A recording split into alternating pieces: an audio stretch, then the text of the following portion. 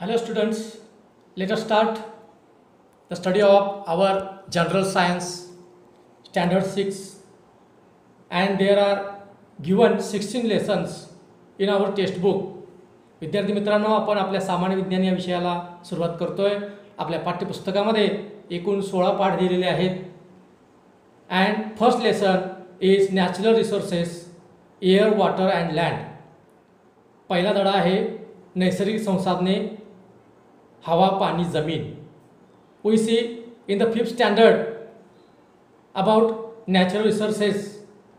आपण 5व्या इयत्तेमध्ये काही नैसर्गिक संसाधनांची नावं बघितलेली आहेत. What is the meaning of natural resources? The natural resources means air, water and land are the factors important for sustaining the living things on the earth and for fulfilling their basic needs. They are called natural resources. बघा, नैसर्गिक संसाधने म्हणजे आपल्या सजीव सृष्टीतील जे घटक आहेत त्यांना हवा, पाणी, जमीन यांच्यापासून ज्या काही आपण गरजा पूर्ण करतो त्या गरजा भागवण्यासाठी जे घटक उपयोगी पडतात त्या घटकांना नैसर्गिक संसाधने म्हणतात. उदाहरणार्थ, आपल्याला आता घर बांधायचं आहे, तर आपल्याला घर बांधण्यासाठी काय काय लागतं? वाळू, दगड, विटा. वीट कशापासून बनते? माती. म्हणजे हे सगळं कशापासून मिळतं? आपल्याला निसर्गातून मिळतं. म्हणून त्यांना नैसर्गिक संसाधने म्हणतात. ही सगळे नैसर्गिक संसाधनाचे जे घटक आहेत अशा घटकांची यादी आपण तयार करायची आहे सर्व मुलांनी. So we see about the natural resources means air, most important air, water and land, and all things are depends upon these three natural resources. या तिन्ही नैसर्गिक संसाधनाविषयी अवलंबून प्रत्येक आपल्या सजीव सृष्टीचे जे घटक आहेत ते अवलंबून आहेत. We see the spheres, most important spheres of the earth. There are 3 spheres: lithosphere, hydrosphere and atmosphere are the 3 most important spheres. आपण पृथ्वीचे 3 महत्त्वाचे आवरण पाहतोय. ते म्हणजे आपल्या जॉग्राफीमध्ये सुद्धा आपल्याला झालेलं आहे ते शिलावरण, जलावरण आणि वातावरण. हे 3 आवरण आहेत. आणि याच्याशिवाय सगळ्यात महत्त्वाचं आणखी एक आवरण आहे, आणि that's the most important sphere means biosphere, म्हणजेच जीवावरण. What is the meaning of biosphere? So the biosphere means the living things, and lithosphere, hydrosphere and atmosphere occupied together are called biosphere. सजीवसृष्टी आणि हे 3 आवरण, शिलावरण, जलावरण आणि वातावरण यांचा मिळून अभ्यास म्हणजेच जीवावरण. या जीवावरणातील प्रत्येक घटक या तिन्ही सगळ्या संसाधनांच्या वरती जगत असतो, त्या आपल्या गरजा पूर्ण करत असतो. आणि म्हणूनच त्या गरजेतूनच नैसर्गिक संसाधनांची आपण माहिती घेतो आणि त्या गरजा सगळ्या गरजा आपल्या नैसर्गिक संसाधनातून मिळणाऱ्या घटकापासून पूर्ण करतो. We need some things are depends upon all natural resources parts. सगळ्या घटकांच्या आपण सविस्तर अभ्यास करत असताना आपल्याला या पाठामध्ये एअर, वॉटर अँड लँड यांचा अभ्यास करायचा आहे. म्हणजे पाणी, हवा, पाणी आणि जमीन यांचा अभ्यास या पाठात करायचा आहे. तर आपण पेज नंबर 1 वरती एक स्ट्रक्चर दिलेला आहे, पिक्चर दिलेला आहे. We see 1.2 picture.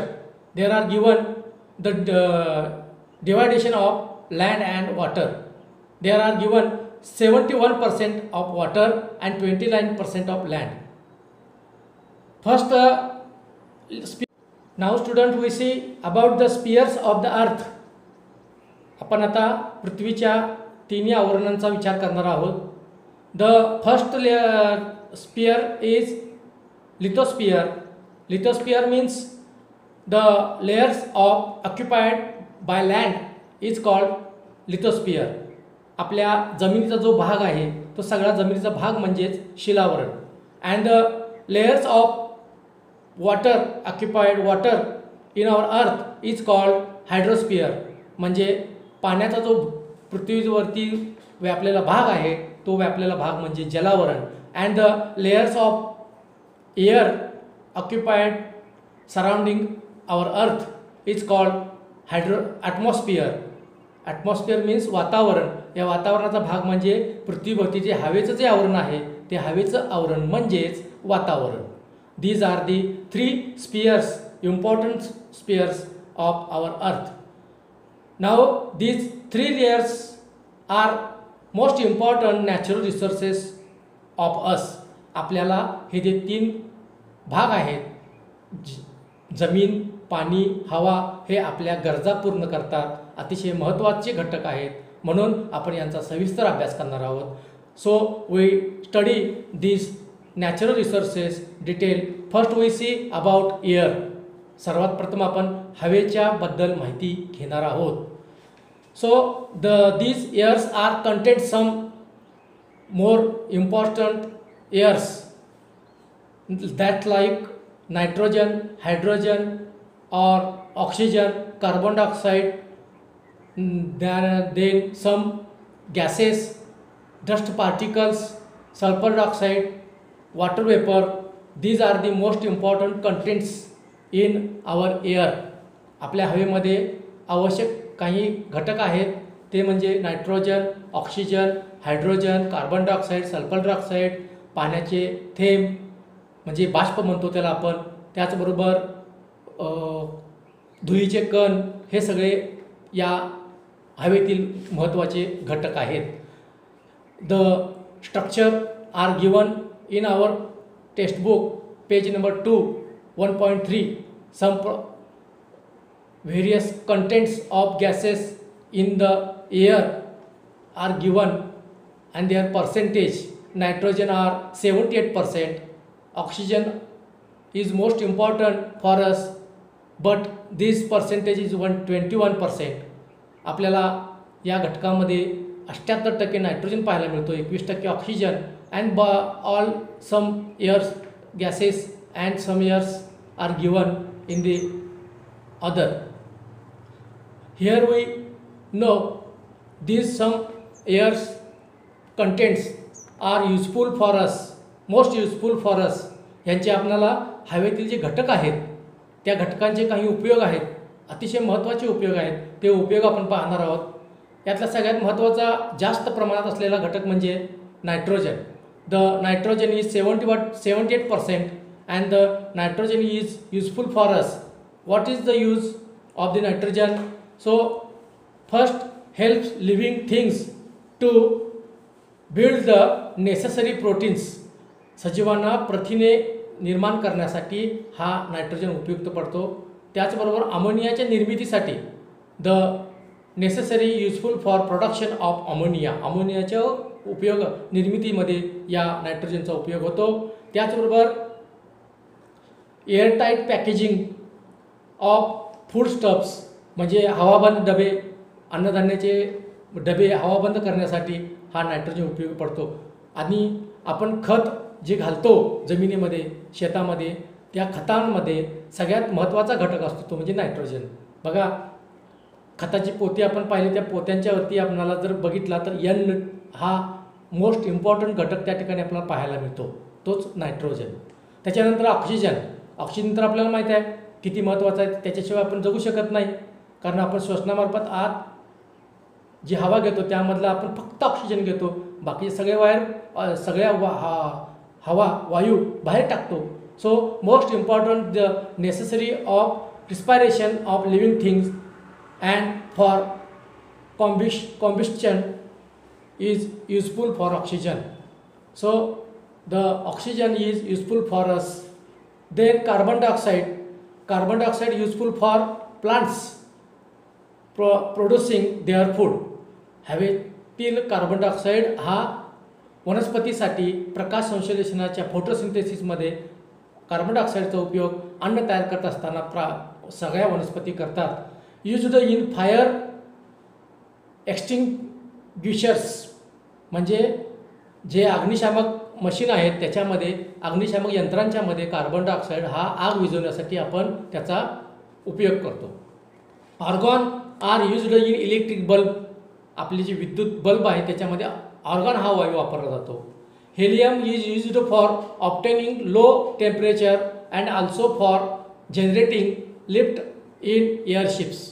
बघा आपल्याला हा हेलियम नावाचा जो घटक आहे तो अतिशय उपयुक्त ठरतो. तो म्हणजे कमी तापमान मिळवण्यासाठी आणि विना पंख्याच्या इंजिनावर चालणाऱ्या विमानामध्ये हा हेलियम वापरला जातो.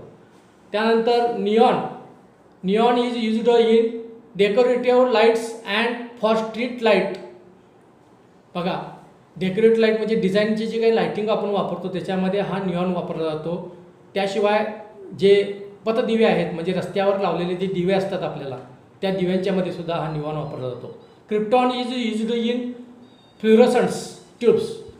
हा क्रिप्टॉन नावाचा जो हवेतील घटक आहे तो फ्लोरोसेंट पाईप आहेत त्याच्यामध्ये याचा उपयोग केला जातो. Xenon is used in flash photography म्हणजे आपण फोटो काढण्यासाठी जे फ्लॅश पाडतो त्या फ्लॅशमध्ये झेनॉन नावाचा वायू आहे तो आपल्याला उपयुक्त ठरतो. असे हे जे काही हवेतील घटक आहेत प्रत्येक घटक हा आपल्यासाठी अतिशय उपयुक्त आहे आणि म्हणून आपण त्यांचा अभ्यास या ठिकाणी केलेला आहे. इथंपर्यंत आपण थांबूया आणि यातला आणखी एक महत्त्वाचा घटक आपण पाहूया. तो म्हणजे हवेतील काही घटक जे आहेत जे घटक आपल्याला हार्मफुल पण आहेत म्हणजे धोकादायक पण आहेत. Nitrogen dioxide, carbon dioxide, carbon monoxide, sulphur dioxide आणि सूट हे असे काही हवेतील घटक, ज्याला सूट म्हणजे काजळी, ही काजळी किंवा nitrogen oxide, nitrogen dioxide, carbon dioxide आणि कार्बन मोनॉक्साईड, सल्फर डायऑक्साईड हे हवेमध्ये प्रदूषण निर्माण करणारे घटक आहेत. त्यामुळं हवेचं प्रदूषण होतं, एअर पोल्युशन होतं आणि एअर पोल्युशनमुळं आपल्याला हवा प्रदूषित होत झाल्यामुळं त्याचे परिणाम आपल्या सर्व सजीव सृष्टीवरती होत आहेत. त्यासाठी वायू प्रदूषण होऊ नये म्हणून आपण काळजी घेतली पाहिजे. त्यासाठी आपल्याला काय काय करता आलं पाहिजे हे आपल्याला माहिती आहे. त्याचा थोडासा विचार करा, त्याचा अभ्यास करा. दिवसेंदिवस आपण पाहतोय आपल्या या वायू प्रदूषणामध्ये वाढ होत चाललेली आहे. ही वायू प्रदूषणाची होणारी वाढ आपण रोखली पाहिजे, तरच आपण आपली ही सजीव सृष्टी वाचवू शकणार आहे. म्हणून आपण या हवेच्या प्रदूषणाचा विचार केला पाहिजे. Students, we see the ozone means O3 is most important air part in our atmosphere. ओझोनचा थर हा आपल्यासाठी अतिशय महत्त्वाचा आहे. ओझोनचा थर काय करतो, तो पृथ्वीपासून खूप उंचावर आहे पण तो खूप उपयोगी आहे. ओझोनचा थर सूर्यापासून येणारी जी तीव्र किरणं आहेत ती तीव्र किरणांचे जे टेम्परेचर आहे, तापमान आहे ते कमी करायचं काम करतो. म्हणून तो खूप महत्त्वाचा आहे ओझोनचा थर.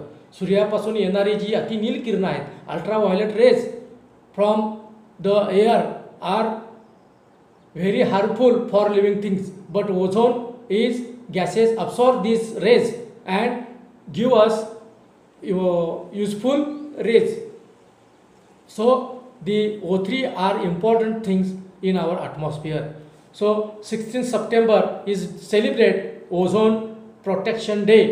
म्हणून आपण 16 सप्टेंबर हा दिवस ओझोन वायू दिन म्हणून साजरा करतो, ओझोन संरक्षण दिन म्हणून साजरा करतो. ओके, आता याच्यावरती काय करायचं, हवा हा संपलेला आहे घटक, याच्यावरती काय एक्सरसाइज करायचं ते मी व्हॉट्सअप करतो, ते तुम्ही पहा. धन्यवाद.